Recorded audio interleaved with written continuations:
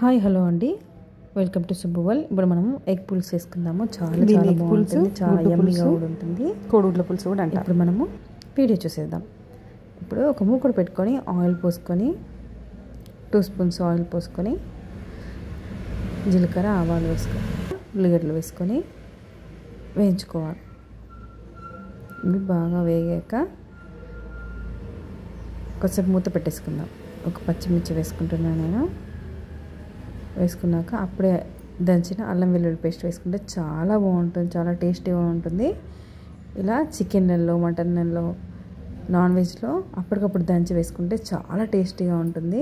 ఇప్పుడు 1 కప్పు టమాటా, కొంచెం పసుపు వేసుకొని మళ్ళీ కొంచెం సేపు వేయించుకోవాలి. వేయించుకున్న తర్వాత కొంచెంసేపు మూత పెట్టేసుకొని మళ్ళీ మూత తీసి ఒక 2 కప్స్ చింతపండు రసం ముందే పెట్టుకున్నాను, అది వేసేసుకొని కొంచెం సేపు ఉడకనివ్వాలి. తర్వాత ఎగ్స్ వేయించుకొని వేసుకోవాలి. తర్వాత ఒక 2 స్పూన్స్ కారము, 1 స్పూన్ ధనియాల పొడి, కొంచెం గరం మసాలా, 2 స్పూన్స్ సాల్ట్ వేసుకొని కలుపుకోవాలి. ఇలా కలుపుకున్న తర్వాత ఒక 10 మినిట్స్ వరకు ఉంచుకున్న తర్వాత కొన్ని వాటర్ పోసుకొని ఒక 5 మినిట్స్ మూత పెట్టుకొని రెడీ అయిపోయింది. ఎగ్ పులుసు రెడీ. చాలా బాగుంటుంది. చింతపండు లాస్ట్లో కొత్తిమీర వేసుకొని చాలా చాలా టేస్టీగా ఉంటుంది. మీరు ట్రై చేసి కామెంట్ చెప్పండి. అంతే అండి. Subscribe to my YouTube channel Subbu world.